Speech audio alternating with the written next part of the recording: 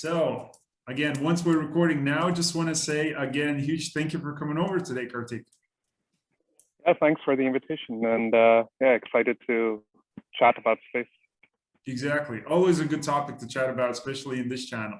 So look, you're a co-founder of this great, company, satsearch.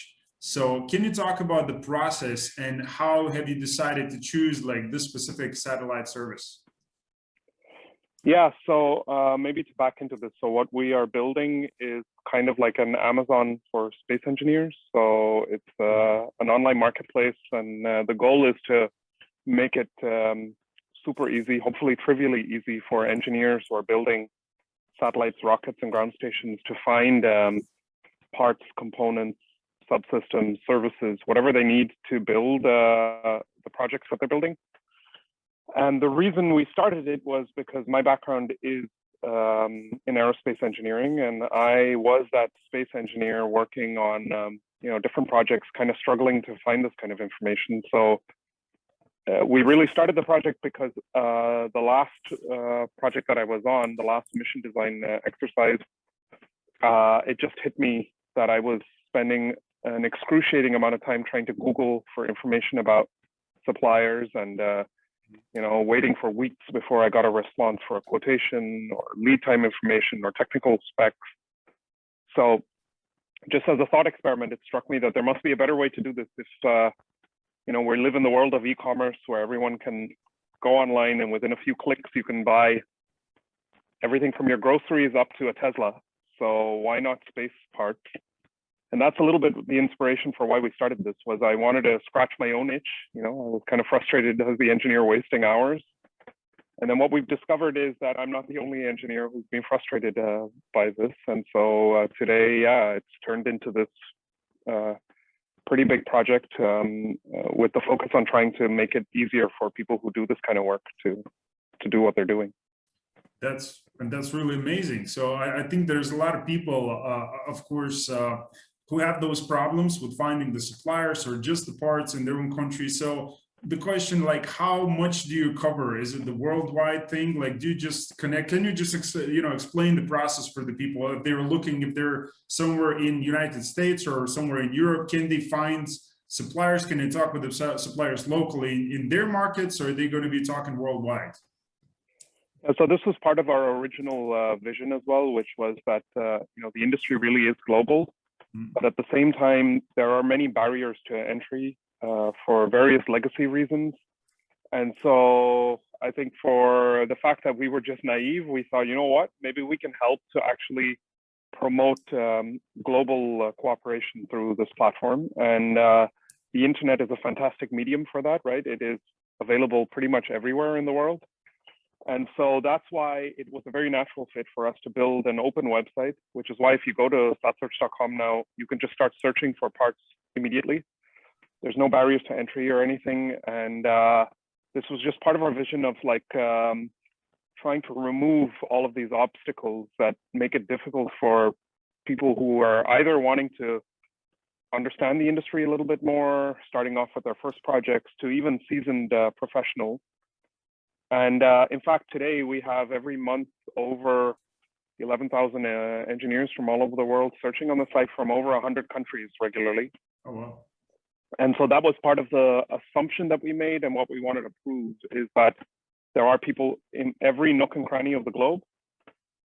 And that in fact,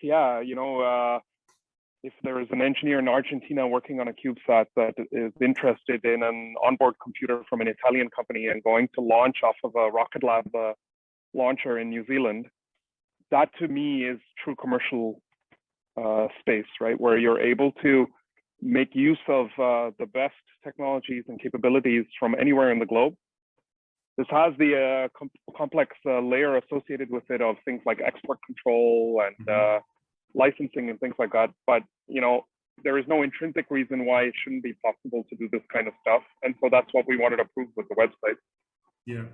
And that's a really great thing. So yeah, shipping probably could be one of the problems, but I remember watching this interview with Elon Musk, he's all over the place right now these days. And one of the companies that he co-founded is the Boring Company. and they talked about, selling these flamethrowers. And he said there was a big problem with shipping the flamethrowers. And he said, what we wrote on a box, we wrote, this is not an actual flamethrower. It was easier for them to ship. So, well, although Elon can do that, I wouldn't recommend if you're a space company to write something else on the box, because yes. that's the fastest way, I think, to enter into the black books, for Yes. different Yes. agencies and things like that. But Yeah. no, but I think that is part of, let's say, the thesis of what we're trying to do, is to show that the industry really is global. And that's one of the benefits of running this platform, is that we are watching, all kinds of fascinating projects pop up in all kinds of different parts of the globe, where it's maybe somewhat non-traditional, because people don't think of these places or countries as spacefaring nations, and yet there's some really interesting activities going on, and we're happy if we can play a role in helping people who are doing these kinds of projects to source, the best kinds of products and services from global suppliers. That is perfect. So a little bit off the topic, you're kind of a part of the ESA's initiative, or you're part of the ESA startup, right? Yeah, so ESA has a program that is run by a group called Space Solutions, based out of ESTEC, if I'm not wrong. Still, they've gone through some changes in branding and things like that. But basically, this group runs what is known as the Business Incubation Network. So there are, I think, over 20 centers now across Europe. Most ESA member states have an incubation center. The original one was in the Netherlands, in Noordwijk, right opposite ESTEC, which is a technology center. And so we applied and got into the incubation program in Noordwijk. It's a up to 2-year program, and it's sort of like a soft landing place where they give you some non-dilutive equity for things like product development and things like that. They give you business support, technical support, access to their network and things like that. So we graduated successfully out of that program last summer. And so now we're officially alumni of the program. But yeah, so that's if you're in Europe, it's an interesting way to kind of make use of the resources that ESA has on hand to kind of think through all the different parts of your business when you're in the early stages. And so we took full advantage of that during the 2 years that we were in the program. That's amazing. That's amazing. So I do encourage everybody, if you're in the States or if you're in Europe or other parts of the world, to try to look for these initiatives, because it could give you a good head start if you're planning to put anything like this, what KARTIK is putting together, a startup, having, leverage of, experience and just probably network can tap into that, quick. And I'm sure probably that helped through, that initiative, just to meet people. So, but coming back to the topic of, just, when it comes to parts and software, hardware. So how does manufacturers, just explain again, for those maybe who are in a startup phase or thinking about having a startup company and do something, let's say nanosats or something like that, like how can manufacturers test their hardware and software in space? Yeah, so there is this whole concept within the space industry termed in-orbit demonstration or verification. So you'll see IOD, IOV pop up in different places. What is very important in the space sector is flight heritage. And part of the procurement process for buyers is to look at whether parts and components and subsystems have flight heritage. This is kind of the mark of trust within the industry, specifically because space brings with it a number of extreme requirements, right? Because of the environment in which spacecraft fly. So being able to verify that your system is able to cope with that is important. And you do that classically through attaining flight heritage. The traditional way of thinking about this is through something known as technology readiness levels. So these are kind of like, it's a sort of a qualitative measure of where you are in the process of maturing your technology. And if you've got a technology that seems interesting, for which, the important step is to get flight heritage, then what is typically done in the space sector is to seek these kinds of opportunities, these IOD or IOV opportunities. There are quite a few companies now that provide these opportunities, so much so that if you contact them, which soft plug you can do through satsearch as well. You can essentially request from them a flight to space. And what they will do is they will integrate your hardware. They take care of then the integration into the launcher, maybe even deployment of the system in space, acquisition of data, things like that. And that is kind of like a way that you can bootstrap yourself to flight heritage, is to take advantage of these companies that provide this almost as a turnkey solution. And so there are quite a number of providers that do this now. And it is important because, if you want to be recognized in the marketplace as a vendor of repute and trust, this flight heritage is a very important factor to consider. So somewhere in your path of the life cycle of maturing your technology, this step is important to prove that it actually works in space in the representative environment that you intend to fly it, whether it's low Earth orbit, GEO, deep space, because these all bring with them different requirements that the software or hardware has to be capable of operating under. Yeah, gotcha. So one of the elements, and I think that's already being applied a lot, is using, camera technologies, just, like in those nanosats and, in the CubeSats. So how big of is that a lot of attention going to that when it comes to working with, again, established companies and just running the hardware and software to test it out? I mean, is it a big portion of people who actually look into to do the camera related technology, kind of do the testing in orbit, or like where's that going? Because I think it's an interesting field as well. So do you know what's happening there? Yeah, so the thing is that ultimately this comes down to the question of what the value chain looks like, right? And so why do people fly cameras in space? Well, that's because there's somebody that cares about the data that is obtained by these cameras. So if you think about that value chain, it comes down to the question of, who cares about Earth observation data, for instance? And if it's a visual camera, if you're able to take visual images, then there are certain parameters like the resolution, the swath width, and various other things that come into play.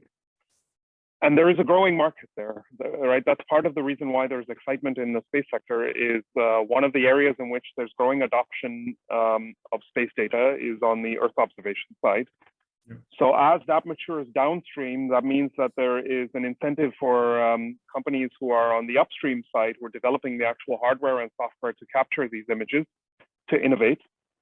In fact, what we're seeing now on the camera side is that there's more and more focus towards doing sampling in different wavelengths. So you have multispectral cameras, hyperspectral cameras, and that has a knock-on effect as well. So if you have a hyperspectral camera and you've got, a couple of hundred bands in which you're imaging, that means that there's a great deal more data volume that's being captured on board. Now that has an implication on your onboard processing, your onboard computer, your data storage. And this is where you're starting to see that there is innovation also in the use of things like machine learning algorithms for, specialized compression, or even object detection, things like that, image rejection.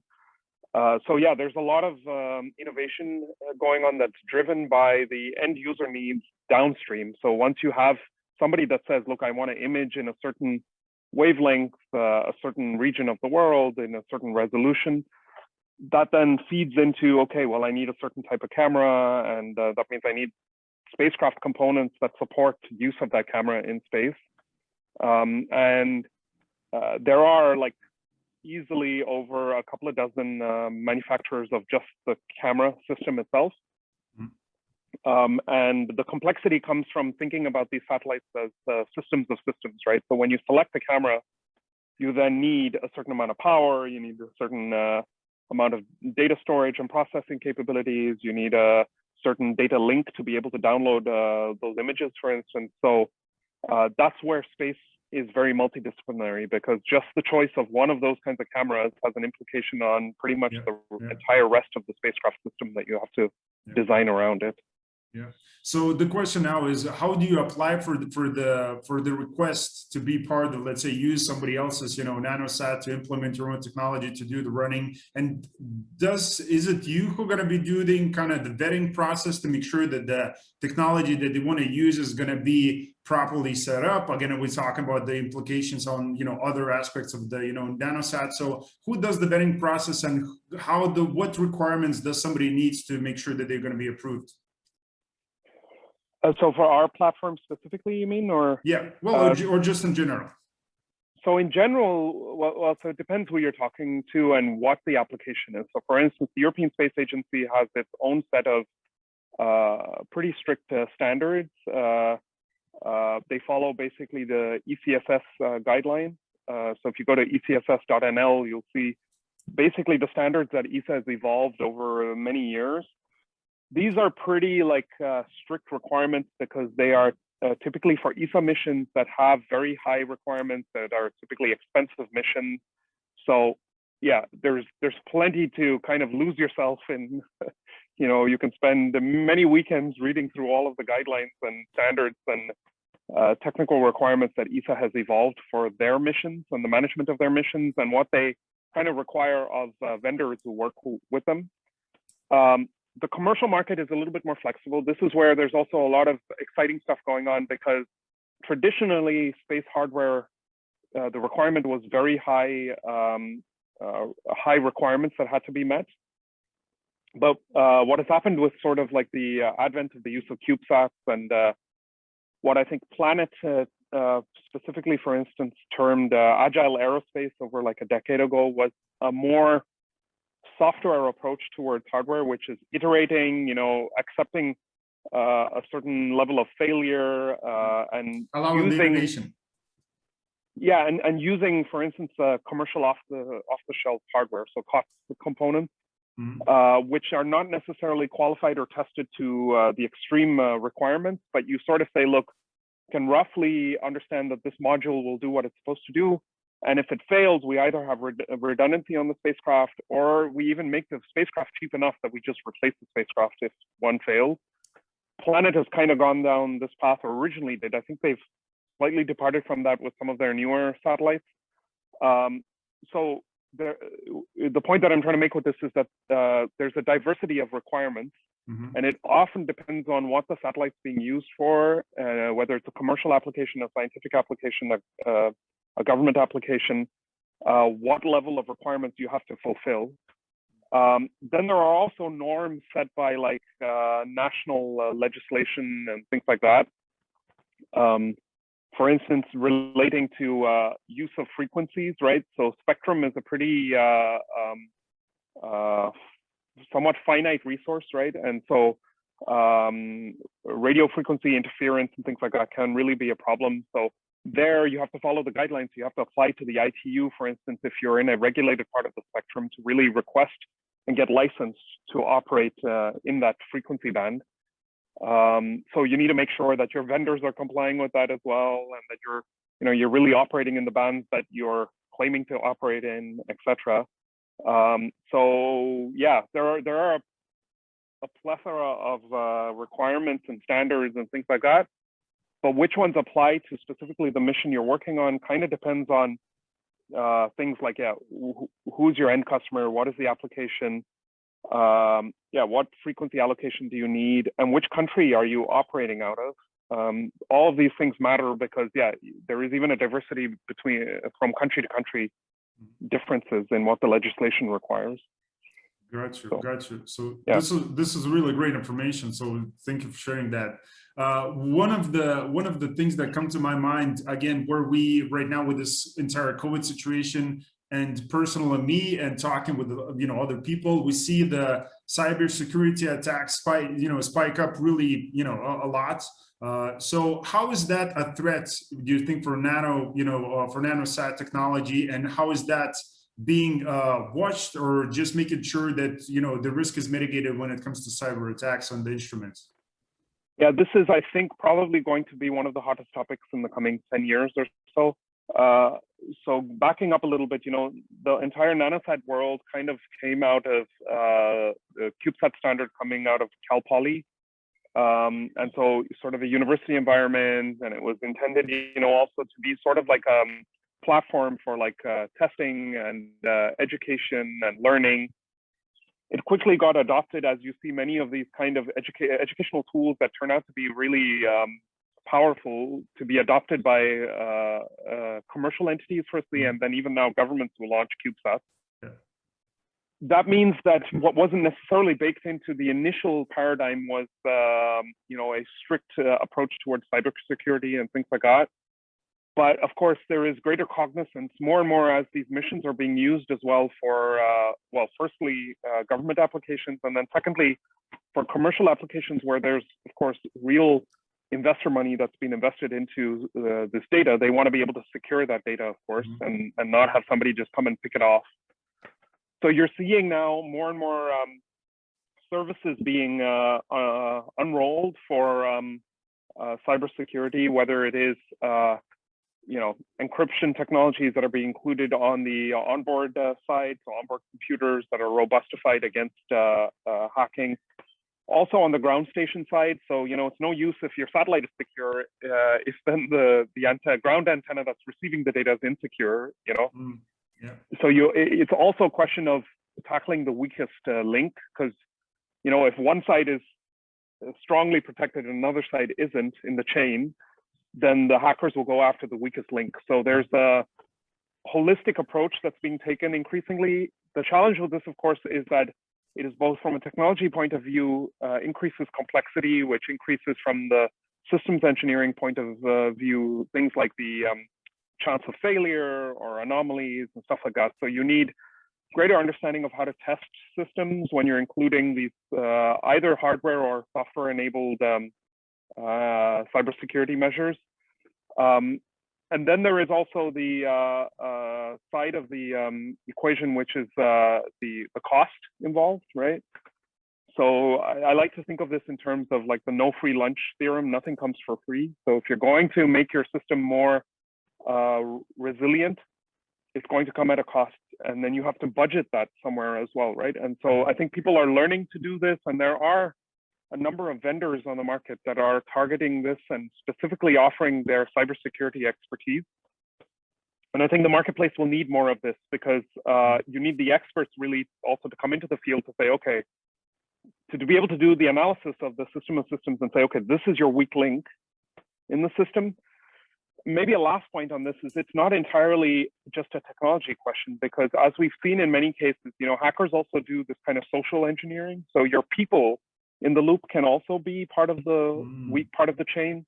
So how do you train your people, to make sure that you're using two-factor authentication across all of your logins, and you are using, best practices. You're not giving out information without understanding what the implication is and who the actor is who's asking for it. So I think there's definitely a need for greater maturity, and it'll happen just as a way of the fact that as more private capital flows into this market, investors demand this as well, because it's their investment that they need to protect. And I think we're just at the start of that wave. Over the next 10 years, I think you'll see more and more products and services emerge as well to help manufacturers protect their assets, both on the ground and in space. Yes, exactly. So what's your personal view and take again about, machine learning or AI, and where do you think is that going to fit in with the entire, nanosat industry? Yeah, this is one of those hard topics to talk about, because everyone means something different in their mind when they say AI or ML, and I know. What you're talking about is, yeah. So I think it's hard to talk about unless you drill down to, okay, so what are the problems and what are I almost like to talk about it more in terms of like advanced algorithms and advanced hardware, because when you talk AI, ML, I think it just makes the conversation very vague. But there are definitely applications of these kinds of algorithms. To give you a simple example, going back to the example of hyperspectral imaging. So since, there is potentially a bottleneck for onboard processing and data storage, and then definitely for the downlink, which is being solved increasingly as we're going towards, for instance, optical links and stuff like that. But even then, we're likely to produce much more data on orbit than we can get down to the ground. So there is an application of these algorithms. For instance, if you're doing imaging in the visual part of the spectrum, it's not useful to downlink data where you have just a massive cloud that is blocking what you see, right? Why would you want to downlink that? So there are already companies that have built software that sits either in the payload processor, a dedicated payload processor, or on the onboard computer itself, that do what's known as cloud detection. And this is where, you know, there are ML algorithms that are really good that can look at an image, rasterize the image, and then based on the, you know, the pixels or whatever, detect a cloud and say, okay, you know, if this image has more than 50% cloud coverage, we reject it and we throw it away. And then you're not downlinking data that's useless. Or maybe you do like feature extraction, right, on board, and you say, okay, this camera is going to take images, but I'm only really interested when some feature pops up. I don't know, some change in the environment that it's imaging. And that way, these algorithms can help to mitigate the issue of, you know, a huge volume of data being generated on board and having to downlink it. So yeah, object detection, feature detection, these are, let's say, the more traditional use cases, because this is basically computer vision kind of stuff, which is pretty mature. And like that, I can probably name at least a dozen applications where you can think of these kinds of very specific uses of, you know, certain ML algorithms or AI or whatever you want to call it, to kind of enhance the capabilities and even do things like making systems more resilient, even within the cybersecurity realm. You know, there are reasons that you could think of having sort of anomaly detection or things like that that help you to mitigate unauthorized access or of systems and things like that. So yeah, there's when you dig a little deeper, there are plenty of applications, and there are companies that are targeting these specific areas. But the importance in my mind is to get to the details, because when you just talk about ML or AI, it's a very broad and vague topic, and then I think it becomes hard because everyone thinks that they're talking about the same thing when they're probably all talking about slightly different. Yes, I agree. This is a big topic and probably requires another podcast, just entire podcast to talk just about that. But, you know, again, if you don't mind me asking another kind of a little bit generalized question about the chip technology and how is that currently, where's that going with the entire industry?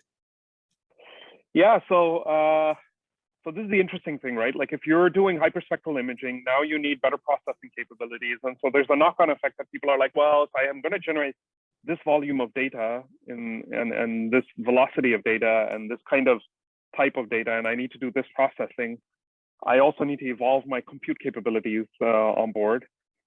And so you're starting to see, you know, system on chip developments and the use and adoption of FPGAs, for instance, for instance, reconfigurable systems. FPGAs are very powerful. Potentially even application-specific integrated circuits, right? So ASICs being developed. GPUs, there are people doing experiments with the use of GPUs to run, you know, TensorFlow on board the spacecraft. So yeah, there's definitely developments happening on that side. And the real question is, how do you do this with keeping in mind failure modes and risk and cost and stuff like that? So yeah, it's sort of following some version maybe of Moore's law. And there's increasing view of the use of cost components, basically, and trying to qualify cost components for these applications.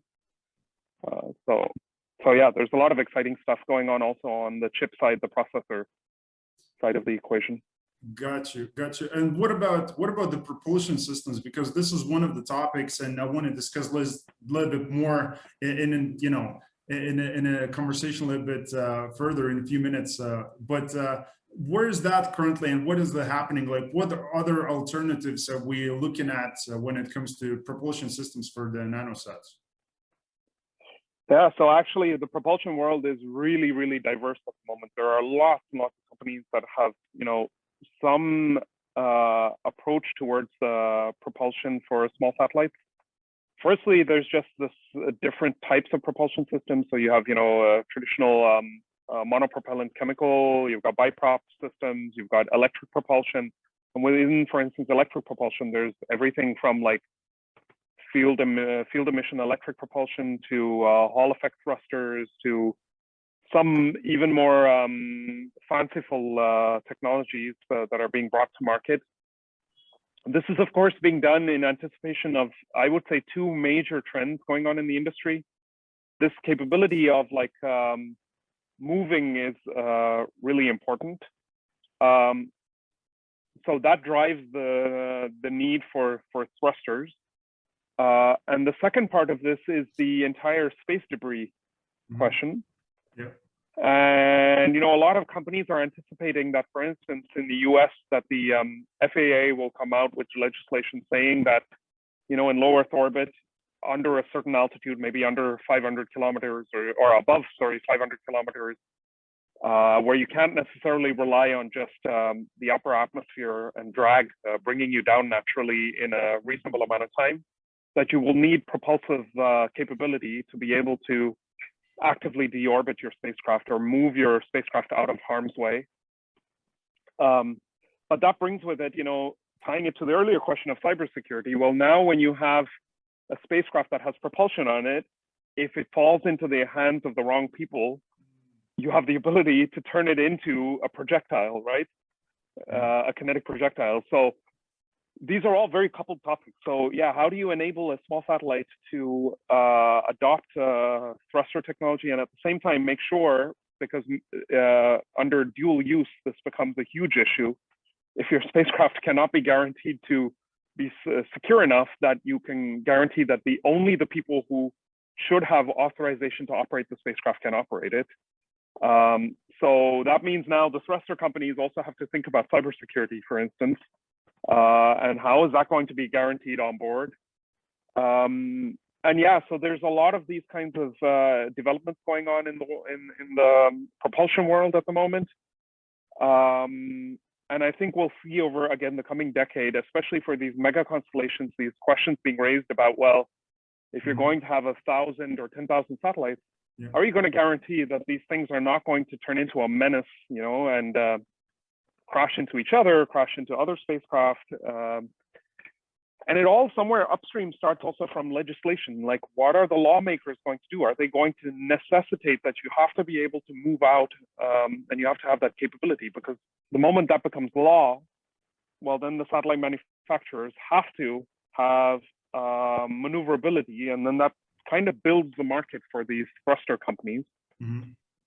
So that's a little bit what's going on now. Is the technology is almost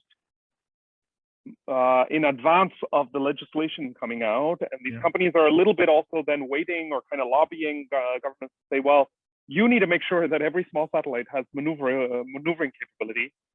They have a vested interest because they want to sell more thrusters as well. But in terms of sustainability, you can raise the question and say, okay, maybe that's a technique to do it. And then there's kind of arguments in the industry. Well, is propulsion the right way to do it? Maybe there's other techniques that we do this with. Maybe every spacecraft has to have a drag sail, for instance, in low Earth orbit, or so there's a lot of debates, and it's very multi-factor and multi-dimensional, this discussion. Yes. So when you pull back and when you observe all these companies, and again, as we talk about the policy and how outdated, because we all know, like 1967, the space treaty that has to be updated at some point.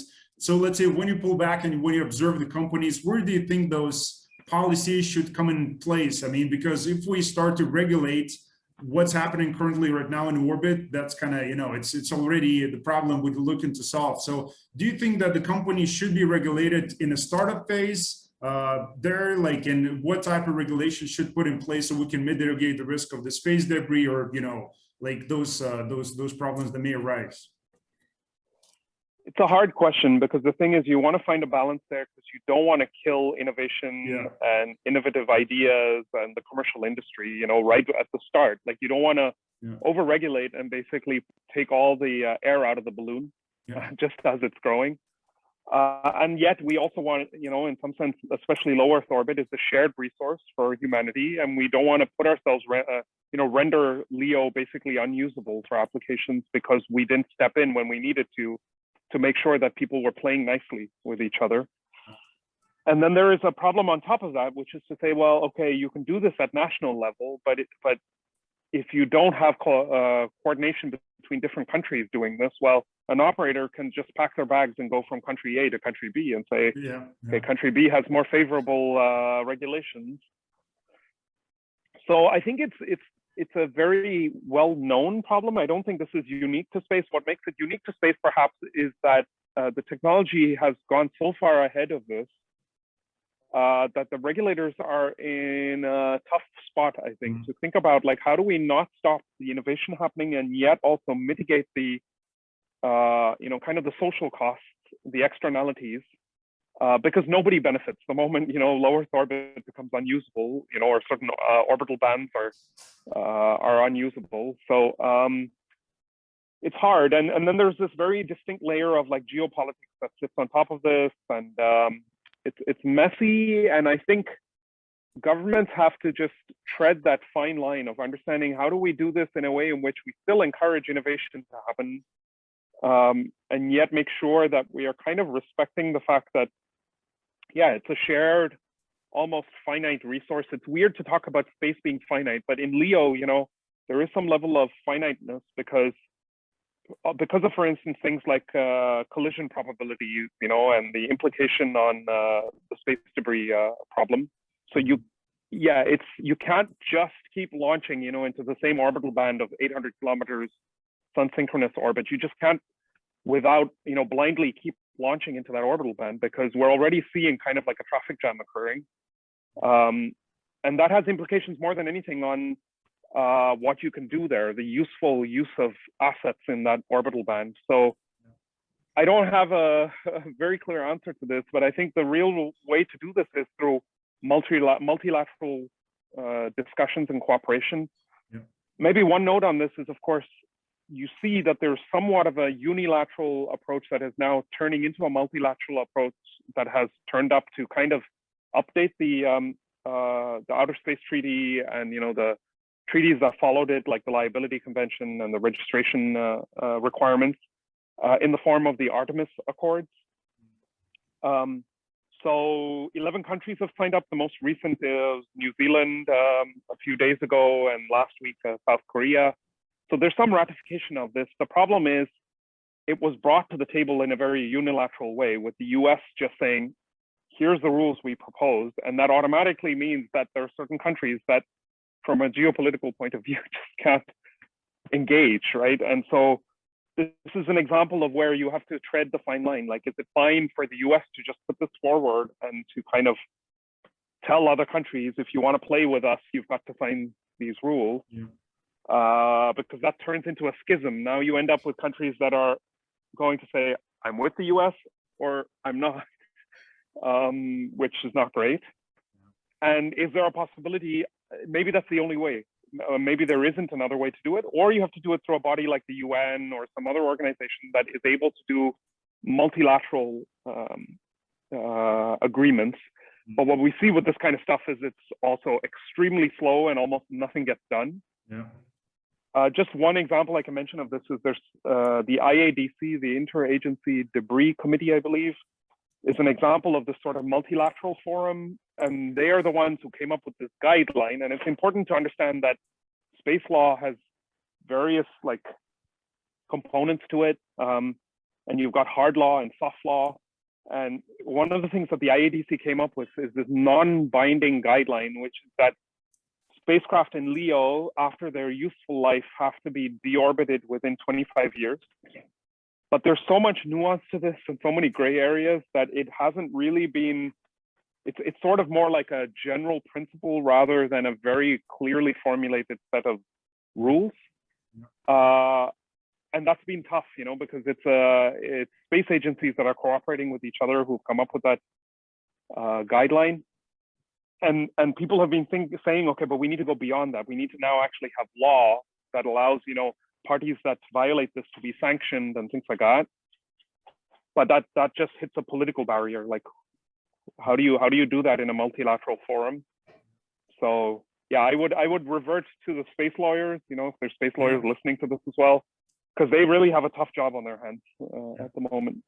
Exactly, and that's what I want to mention too. Then that's why I appreciate all the space lawyers. Who are going to be making that change. It's going to be not one single individual and not single organization or country. It has to be a discussion, huge discussion, which is going to be what probably will take many years. But we have to reach some sort of a conclusion before, again, the lower orbit will be just unusable. We cannot launch any payloads. We cannot go to ISS, or we cannot travel. Basically, we're going to be stuck in here, and then it's going to be up to Mother Nature to naturally take care of the, deorbiting all the satellites, and so we can go back to the orbit again. So yeah, this is a problem, but I'm sure, again, people who are listening and watching, I'm sure if they're space lawyers, they're looking into it. So that's really great.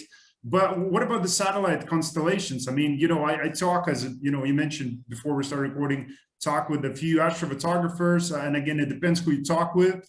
Again, internet connection, we understand that, but what will be the best use as we're talking about this, having satellite constellations? And again, we're trying to solve that problem, but at the same time, why do we need those, and what's the benefit of that? So there are a number of these mega constellation projects, and I think the most prominent ones are ones like Starlink and OneWeb, of course, that are working towards solving this last mile problem with connectivity. There's still, we live in a world in which we still have this really well-established digital divide, right? So there are people who have regular access to the internet, and there are people who just don't.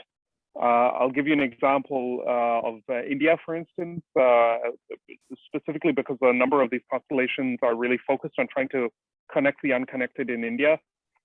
There's over, by the estimates I've seen, there's over 600 million people in India who don't have regular access to high-speed internet. Now, that is a massive social challenge for us to address, and also a massive commercial opportunity. All these people are consumers, but they're also people who have ideas, can build businesses, can add to the economy. And if you just think about what the internet has brought, it's sometimes easy to dismiss this and think, oh, so what if they're not connected? But the very fact that you and I can do this discussion now is thanks to the internet, thanks to the fact that you have regular, uninterrupted broadband connectivity, and as do I. And that's a privilege, and that's a privilege that half of the world doesn't have at the moment. And so I think it is sort of our duty to bring them online as well, because it's brought a lot of value and economic growth.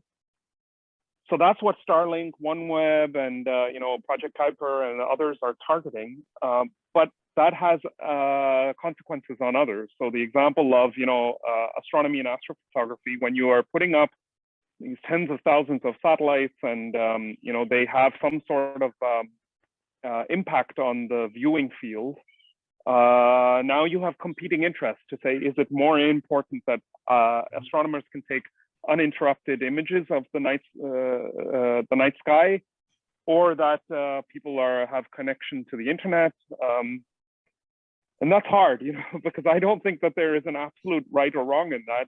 And in fact, the right solution is probably a compromise where we say, look, to a degree, we can mitigate this. And this is what Starlink went through. And, after the initial pushback, they went and they developed, this coating that reduced the amount of reflectance, and, and there's still people complaining about that. And you still see, like, I've seen images from astronomers where you see these streaks through their images from the train of Starlink satellites. And so this is, I think, this is why space is so interesting in my mind, because as much as people think of it as being a niche industry, it's not, and it plays into all of the kind of societal challenges we're facing. And whether it's broadband connectivity, whether it is Earth observation constellations that will help us to understand the impact, our impact on climate change, right? And climate change measures, and people who violate measures that are put in place. We all have a shared interest in that, but again, that has other implications, and whether it is for astronomers, whether it's the space debris problem.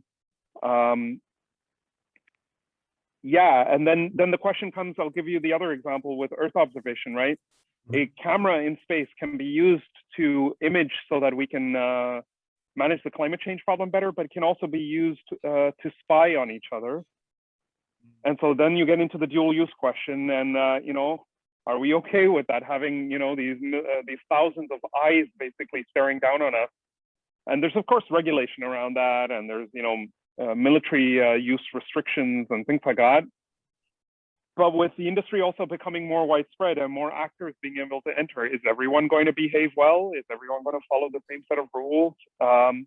So yeah, this is where this multilateral approach, I think, is important, and to understand that space is woven into the fabric of everyday life, and it affects the average person, right? And I think what we do really badly in the space sector is to not engage enough with general society to explain not just the value of space, but the implications, you know, and where, to some extent, when people go to the voting booth, these are issues that they need to be cognizant of so that they can vote and they can express, you know, their democratic right and say, yeah, I am happy, I want broadband connectivity over, I don't know, astronomers having unimpeded views, or the other way around, saying, no, I think it's really important that we protect the skies so that we can do this kind of, you know, astronomy that has taught us a lot about the world we live in.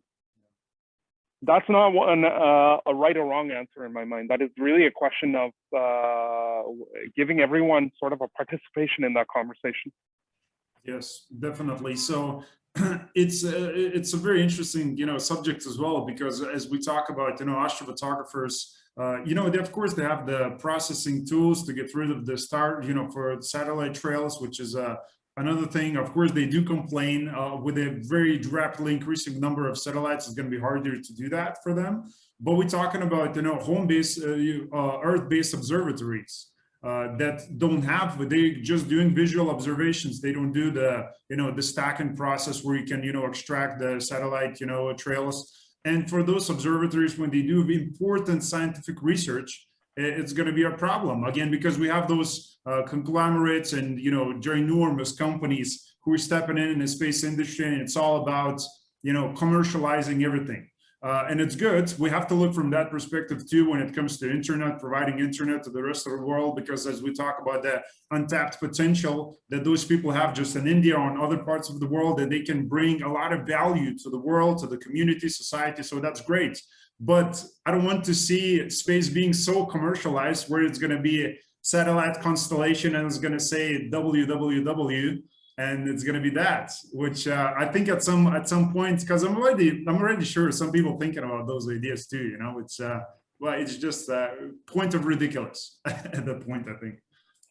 Well, you know, again, I don't think this is a question of either or. You know, I think it's both that need to be taken into consideration. And in a balanced society, there is room for all of this, in my mind.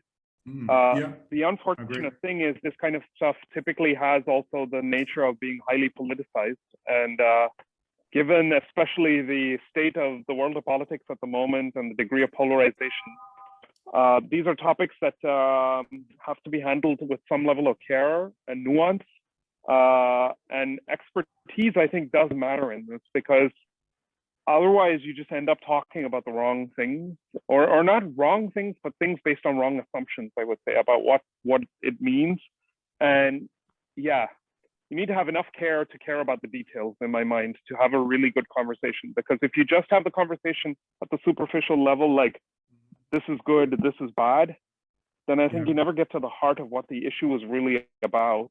So I that is my like bit of advocacy also for any listeners, is to spend some time to understand the issues. I think this goes broadly, right? For any issues we're facing in society, it helps to understand the issues to be able to participate in the conversation. And unfortunately, we're also in a world in which, you know, the internet has enabled a lot of misinformation, and so it's easy to get swept away by things that you know, people are reporting that purport to tell the story that are either flatly wrong, or, you know, only telling part of the story, or whatever else it is. And I truly do believe that the solution lies in the nuance. You know, these are not like hero or villain stories in my mind. These are all about like our collective process as society is to find the balance. But yeah, balance seems to be one of those things that is very hard, especially in this world at the moment, to steer towards, because people like to kind of go to the extremes in many circumstances. Yes, and look, it's just you know, it's one of the topics, and we can go like to the extremes. We can talk about, and I do encourage again, talk about these issues as we talk about, you know, the satellite constellations, everything. Have the conversations, go into details, and understand if this is the good, the bad, and try to see the both sides at the same time. You know, try to really explore, you know, the benefits of that at the same time. And you know, this is the right view. But again, as we talk about, you know, 7+ billion people. Everybody has their own belief systems, as we're talking about that, and different views. And some of the people can and are willing to die for those beliefs and views, and they don't want to change them.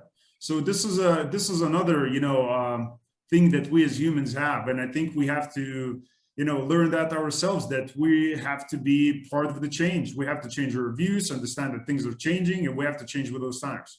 So talking about the changes, again, you have a few things. You're an engineer and planetary scientist. So for those people who want to change, who want to be part of the space industry and part of that change, when it comes to education, like what do you offer to these people? What's a good starting point for the young people? You know, so this is, of course, also the world that we live in. Fortunately, there is increasing access to learning tools and platforms. So you know, getting into the space industry can be easy as stepping outside of your house in the evening and looking up at the night sky. If you're especially in a place that doesn't have a ton of light pollution, like where I am, unfortunately, that's already in my mind, you know, kind of taking a step towards the space sector and space science and exploration is to look up and see what's out there. Then there's, of course, you know, a lot of stuff on YouTube or on platforms like, you know, the Khan Academy or Coursera, MIT OpenCourseWare. Various universities have, you know, courses that you can take on everything from space engineering and space science to space law and even other areas like space business commercialization. Besides that, though, my fundamental view actually, and there's, I've forgotten who coined the phrase, but there's this whole notion that space is actually not an industry, space is a place, right? And it's, and the meaning of that is any place on Earth where humans turn up, you will find basically every walk of life and every activity being possible.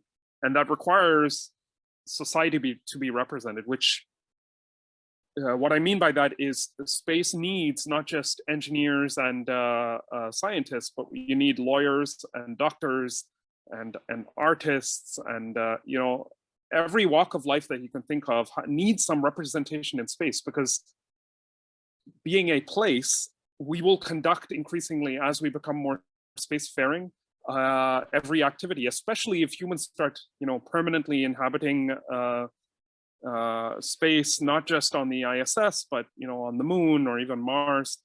We'll need every facet of society to be represented in one form or another. So the other way to go at this is to specialize in something. You know, maybe you're a lawyer, you've gone through law school, and you have, for instance, you've done kind of air law, so aviation law or maritime law. Those kinds of people have a lot of expertise that make them actually very valuable to the space sector. And there's various ways you can do that. You can either go through and take a specialized course or degree that then specializes you further in space. To take an example, if you're a lawyer, there are a few universities that offer dedicated air and space law degrees. So you can come from a general space, general law background and specialize in space law as a version of that. You can be similarly a mechanical engineer, an electronics engineer, and then step into the space sector as your specialization. So you don't necessarily have to have studied aerospace engineering then. And maybe the last point on this that I wanted to mention is for the space sector to grow, particularly the commercial sector, one of the challenges that we're going to hit is workforce. We don't have enough talented, enthusiastic people working in the industry. And there's all kinds of estimates out there that show that that's going to be a ceiling that we hit, that we just don't have enough people in the industry. So it is not a question of, is there a job for me in the space sector? It's a question of, how do we get all of these talented people to think about space, right? And so I would encourage anybody that's listening as well, if they think, oh, the space sector, I don't know how to get into this. Firstly, they can feel free to reach out to me. I'm more than happy to help anybody navigate that process. Secondly, there's a lot of online resources, that can help you sort of bootstrap your way into getting into the space sector. Thirdly, there are a lot of HR companies out there that will do specific placement for people in space jobs, in a space startup, in a larger space company. So you can find many of these companies. I can also direct people to these companies. And fundamentally, what they're looking for is talented individuals that have some sort of specialization, and it doesn't necessarily have to be space, right? Like I said, you could be an electronics engineer that has a specialization in embedded systems. Yeah, to put it very bluntly, you are needed in the space industry today. And so it is less a question of like, can you find a role in the space sector, and more just take the steps, and you will find out that there are a ton of jobs out there that suit your skills and expertise. So that would be my sort of 2 cents. Is yeah, it's not actually a question of, is there a job for me? It's more about, well, which job do I pick from? So what does the future holds for the satsearch? As you talk about being this company, as an Amazon, providing, products and services for people to connect. So what's the near future holds for the satsearch and the company? Yeah, so our goal is just to continue growing the platform. As I said, we have about 11,000 people every month using the website to search for stuff. And, we're excited that we're able to help a lot of companies that are building innovative space missions, and our near-term goal is to continue doing that and to grow the usefulness of the website for space engineers, and simultaneously to grow the database, to work with more and more suppliers to get their products and services in front of these engineers. I think the other thing is also to do more work to tell the grassroots story of what's going on in the industry, because there's a lot of material out there that I would call kind of top down, looking at the prospects for the industry, the fact that this industry, in various quarters has been projected to grow to $1 trillion plus, etc. But I think what that doesn't help share yet is the stories of individual companies and organizations and what's happening within the marketplace. And this is what we hope to do more and more of. We do this through our blog, and in fact, we have our own podcast as well. So every week we release these episodes with space companies kind of doing deep dives and telling the stories of what they're doing. So our goal would be to do more of this so that people get a real sense for what is happening, in different parts of the world. What are different companies doing, or different organizations? And to give people enough depth in that so that they can get a feeling for where are the challenges, where are the opportunities, where are there opportunities for collaboration, partnership, innovation. So yeah, that's, I think, broadly what we want to try to continue doing. And yeah, it's grow, basically. Yes, got you. So I think it's very important, even now and going further in the future, because we're talking about still a slow process, even though the technology and you have a lot of advancements and the innovation rate is quite fast. But through those years, now or 20 years in the future, a lot of it is going to be through that science communication, as we talk about growing rates of population and like all these people not realizing that they can be part of the space industry. So a lot of it will come down to, again, is the space industry, again, your podcast, my podcast, other podcasts out there, just to communicate the science behind it and the reasons why people should be part of the space industry. Again, if it's with satellites, STEM, rocket engines, or whatever that is. So, and the space is definitely open for everybody, related, who wants to be part of it. Yeah, and that is meant in the broadest sense in my mind. So it's not just for everybody, meaning people with different skills and expertise, but also people in different countries. Yes. And I think that is the most exciting thing to me, that there is now a pathway for, you know, somebody who's enthusiastic, wants to contribute to the space sector, and might not be residing in a country in which there's a very well-established space program and, you know, a lot of heritage and history. That's becoming less and less important. You know, you can really do things yourself and not have to wait for, you know, yeah, in a very cliche sense, not have to wait for permission for anybody, you know, and authorization to say, yeah, you can go ahead and work in the space industry. Yeah. So I think that's super exciting. Yes, there is definitely spaces open for ideas and innovation and, you know, trials and errors. And this is still a very brand new industry. And I encourage everybody, if you have ideas, if you have, you know, things that you think could be good for the space, and bring that back to the people that could be used as a service or a product on a daily basis, and will make the life a little bit better for the people. You know, just do it, just go for it, you know, and talk with people like Kartik, you know, privately, and I'm sure he will give you some guidance with it too, and maybe help to make a few connections there and there. So it's awesome. So look, again, as I said in the beginning of our conversation, huge fan. I think what you do is really great. We need those people who, because in the space industry, I talk about that a lot, about the importance of collaborations, and just, you know, if that's happening even on a global scale, and you can, you know, provide that service for the people so they can connect globally, and, you know, create those possibilities of, you know, collaborations for themselves as well, just for the sake of innovation. It's really great. I mean, what you do. So it's, you know, I'm a fan. That's all I can say. Yeah, I appreciate it.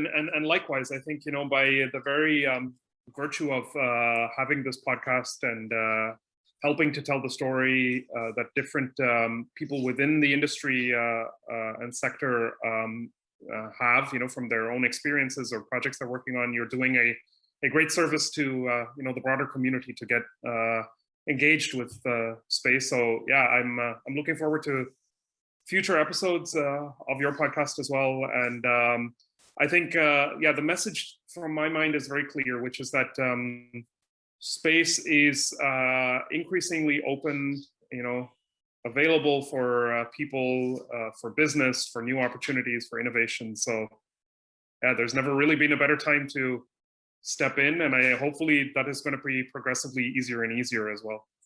Yes, I do agree 100%. So guys and girls, I hope you enjoyed this episode as much as I did. I mean, you know, Kartik brought so many great points, you know, and shifted my own personal views on things and the topics that we should go in topics and in the details a little bit more, just talking instead of generalizing things, and, you know, and, you know, just trying to understand if this is going to be good or not, and, you know, exploring it, and, you know, just letting that kind of creativity flow from there. But, you know, guys, look, get in contact with Kartik, you know, and have the private conversation with him. Again, if you have ideas, questions, or something, I'm pretty sure he would be available to answer those. And again, as always, I'll see you on the next episode. Thanks for watching. Thank you.